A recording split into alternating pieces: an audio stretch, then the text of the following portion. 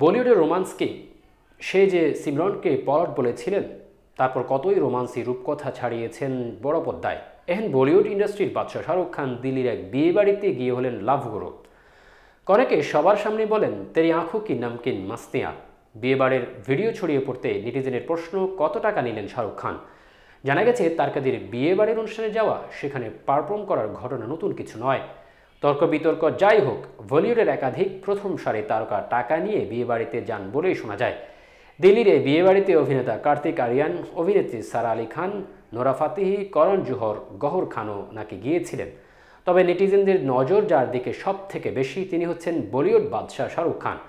জানা গেছে বিয়েবাড়ি দিয়ে নাচ গানের পাশাপাশি বরকনের লাভ গুরুর ভূমিকাও পালন করেছেন শাহরুখ খান। তাদের বলেছেন, যদি বন্ধু হয়ে থাকতে পারো তাহলে তোমাদের বিয়েতে কখনো কোনো সমস্যা হবে না, আর যদি কিছু হয়েও যায় তাহলে চিন্তা করো না, আমি তো আছি তোমাদের লাভ গুরু।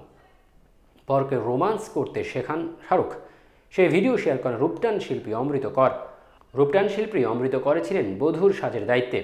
নিজের শেয়ার করা ভিডিওতে বাদশাহ শাহরুখ খান ট্যাগ করে তিনি লিখেছেন, আপনি তো আমার দিনটাই ভালো করে দিলেন নববধূ হর্ষিতার প্রশংসা করে। বিয়ের দিনে ওকে যা সুন্দর লেগেছে, আমার আজকের পরিশ্রম সার্থক। অমৃতের এই পোস্টের কমেন্ট বক্সেই আবার এক নেটিজেন শাহরুখের উদ্দেশ্যে লিখেছেন, এই পারফরমেন্সের জন্য কত টাকা নিলেন? জবাব দিলেন রূপটান শিল্পী, উনি পারিবারিক বন্ধু।